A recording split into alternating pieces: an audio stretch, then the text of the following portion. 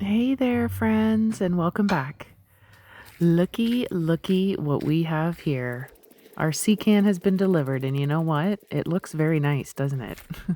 I'm quite relieved that it is white and not puke green or the dreaded blue with spray paint art. I actually wasn't expecting to get a brand new one. It's so shiny, and it's already becoming very handy to have around. You will know what I mean about that in future videos. While I'm down here, obviously, I check the water level in our reserve, and it's full to the rim. We check it every day now, almost a few times a day, just to keep making sure that our water is running as the cold winter arrives. It's Sunday, so that means brunch, and in the dog shop / powerhouse, we keep a small deep freezer, which is very nice, since the only other freezer option we have is in the RV fridge, which is basically the size of a bar fridge. If this is your first visit to my channel, hello and welcome. My name is Bethany. I'm 46 years old, and this is my boring life in the wilderness of Cape Breton Island, Nova Scotia. I hope you're inspired through my videos to take hold of your dreams, and I hope you're reminded that it's never too late and you're never too old. And if getting rid of all your life's possessions, moving to your own private land in the woods with your little house on wheels, building life all over again, bare minimum, sounds fun to you, then this channel is yours. So thanks for being here. So last week my heart was bursting with all your kind comments and messages regarding my climb up Squirrel Mountain. Thank you all so much for sharing in that adventure with me. It has been a highlight to my life, a day I will never forget. I'm actually still daydreaming about it, and I was asked how I felt the following day, and physically speaking, I can tell you, hand to heart, I could have climbed it all over again the next day. Seriously, I was surprised myself. On another note, I've been getting my head around sourdough baking since being gifted starter from a neighbor. I've named my starter Stan, and we have formed a close bond and a nice, steady feeding schedule with limited discard. I like the no waste method, so I collect, discard, and make other fun recipes with it. My sourdough journey has just begun, and I would love any tips and tricks that you may have for me. I'm going to experience this journey with you here, so perhaps it will encourage others to try home baking and to learn from my sourdough mistakes. If you have any recipes you want to share with me, I would love to attempt them, and I can share them in future videos. So please see my contact information in the description of this video. And as life goes and seasons change, with successes come failures and with highs come lows. Last week I said goodbye to my longtime companion, dearest and wise baby cat. And yes, that is her actual name. I've had a lot of beautiful and cherished pets to love over the years. Specifically, a lot of stray cats cross my path in life. But baby cat, she was special. 15 years ago, we had a pregnant kitty show up to our doorstep, and I took her in. I named her Mama Cat. And Mama, of course, had kittens, and we found homes for all but one. So we kept that one and named her Baby Cat. Last week, my baby cat declined quickly and died naturally and peacefully in my arms. I was alone with her, and it was very sad, even though it was expected. I felt so privileged to have been there to witness her birth, live full circle with her, and then be there for her last breath. I was glad she died in the comfort of her own familiar surroundings and with my smell and love all around her. I picked out her burial site on Tia's Trail close to the sanctuary, a pretty little cove under a tall birch, a trail I hike every day. A grave I can visit anytime and all the time. She's a part of our land now, and I'm so thankful that she made it to paradise with me. I'll miss you, baby.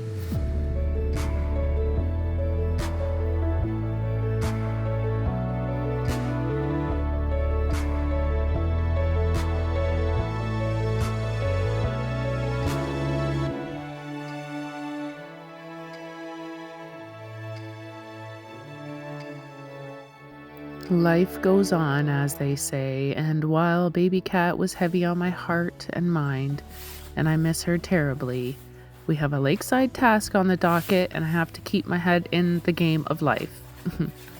And we have an agenda to keep up with around here, so I had to put my big girl boots on and carry on.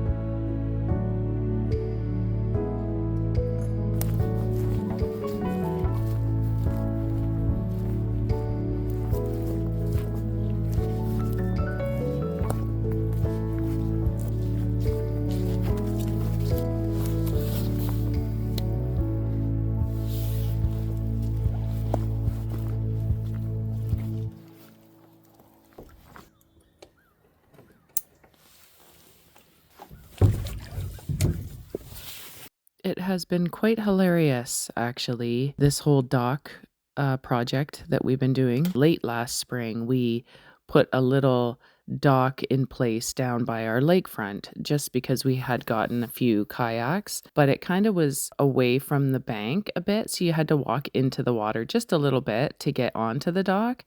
So this year, Manfred built an extension to the dock and we actually attached both of them together. Late in the summer, Manfred was like, we need to get the docks out of the water. And so we knew that this was looming over our heads. And out of the blue one day, without me there, Manfred thought he would start on his own. And he unlatched a couple pieces of the dock, the one big floating part, didn't attach it very good to wherever he tied it up. And one day I was coming home and I look out into the lake from the road and I went, oh, there's our dock. And it had floated all the way over to this side. So I right away got home, jumped in my kayak, went over with a rope, and I dragged it with my kayak. If you have never dragged a floating dock and the barrels had like a lot of water in them, it is so heavy. I was like inching my way back with the dock to our property line and reattached it. And there was no way to drain those barrels. And there was absolutely no way we could bring that dock up onto our bank. It's very, very steep and rocky down there. So we asked a friend of ours who has property on the other side of the lake and has more of a flat area if we could bring it over to his property so that we could drain the barrels over there. It'd be a lot easier with the quad to pull it out. And he was like, absolutely. I'm like, can we store it there for the winter? Absolutely. So now we have the task of floating it over to his property. And again, this dock is very heavy. Manfred and I thought in our head one day at coffee time, let's just jump on that dock and we will paddle it over to our friend's land. And, we did. We got all dressed up for it. We had a really fun time at the start. We jumped on the dock and I actually said out loud, wow, what a beautiful morning to be doing this. Like it was such a beautiful fall, warm day. And we got to the long point and we could see the winds all of a sudden picked up, like really picked up. We got to this point and you could see like the current, the ripples in the water from here going this way. And so my gut was screaming at me, just stop here. Do not go past that point because it's everything in us to get the dock to even go inch by inch. So if there was any friction, it would be near impossible. I didn't listen to my gut. We ended up going around the corner. And as we came around that corner, oh boy, it started pulling us this way. And Manfred's getting real cranky because I am not paddling hard enough and we're not moving an inch. We're almost going the opposite direction. Like didn't matter how much we were paddling. We turned the dock around and in a big long ordeal, we got it turned around and we were paddling with all my might. Like Manfred was screaming at me like, dig in, deeper, paddle. I'm like, oh my God, I was dying. Anyway, we got to the back to where there was no current and it took forever to do that. So we finally got the dock up to this spot and we just tied it there. And At the same time, all this is happening, one of our barrels had released from the dock from our land, and it had floated all the way to the other side of the lake. So I said to Manfred, I'm just going to kayak over and I'll bring that barrel over here and we'll tie it all up here. And then on the next calm day, we'll take it over to our friends. And then the winds really started to pick up. Like there were little white caps in the lake, and I was like inch by inch with my kayak pulling this barrel full of water over to there, tied up, and everything was good. So a few days go by and it's still looming over our heads. So another calm day comes up on the weekend, and Manfred says, today's the day. That's where we're at this very moment. Manfred took the quad over, parked it, walked down to where the dock was, and jumped on it, and he was paddling it over that way. So I'm in the process of getting down into my kayak. I'm kayaking over there to help him. I'll pull it with my kayak and you can paddle on the back of it. Okay. By the time I got over there, he was nearly on the other side. Like, he did a really good job. That's where we're at this very moment.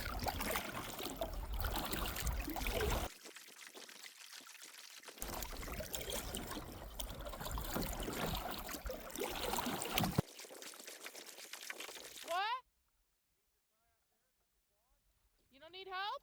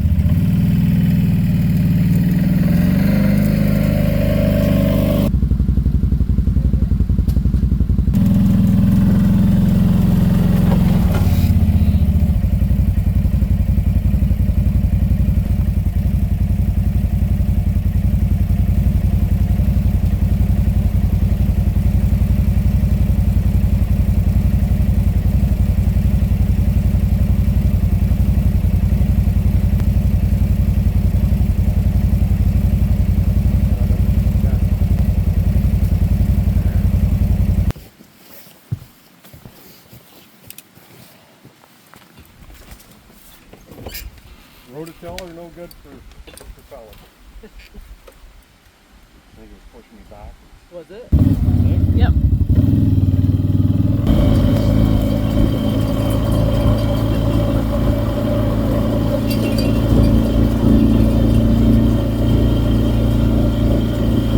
That was a fiasco, but it's done. Oh boy. Going back to my kayak now.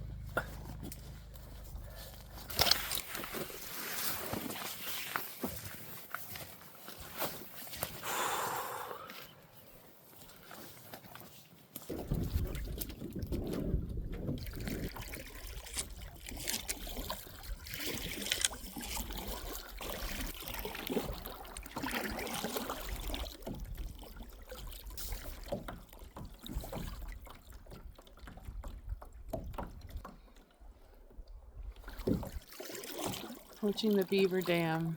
They've really made a home for themselves. It's almost coming out. Man friend thinks they're working their dam all the way across, but I think they're just stockpiling supplies for the winter.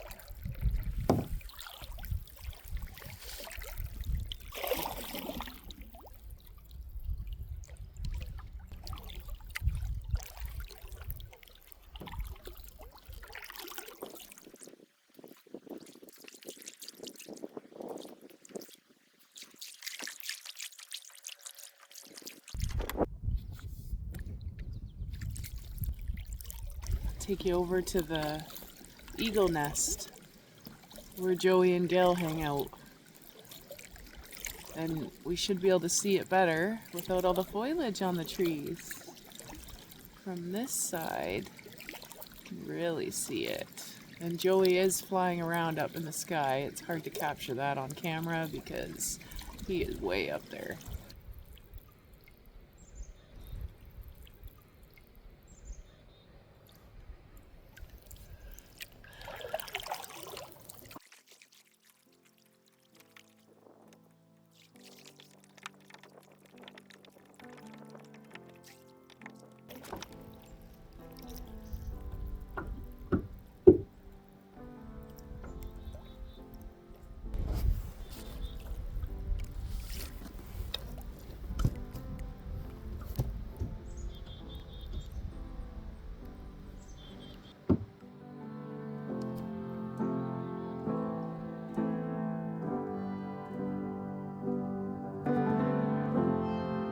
Although there will be a last time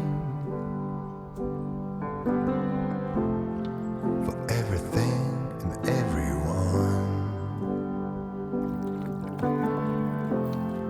we might be living in our last days. There might be 27 years to come. Running across the border, following the water, make the most of every notion. Soaring like a kite, higher than a mite. Baby, I can see the ocean run. Baby, run, run like the river runs. You will become one with the ocean, one day we're gonna meet again. Until then, run like the river runs.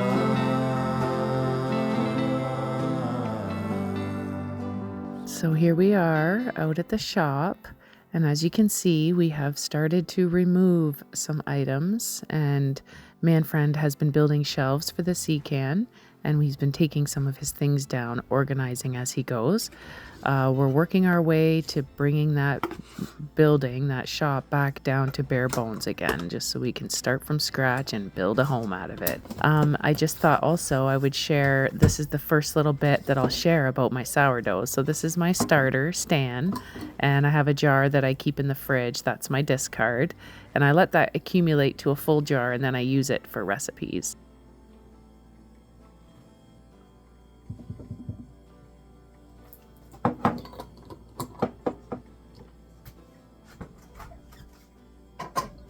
I feed my starter, Stan, every morning at 6 a.m. and every evening at 6 p.m. if it's on the counter.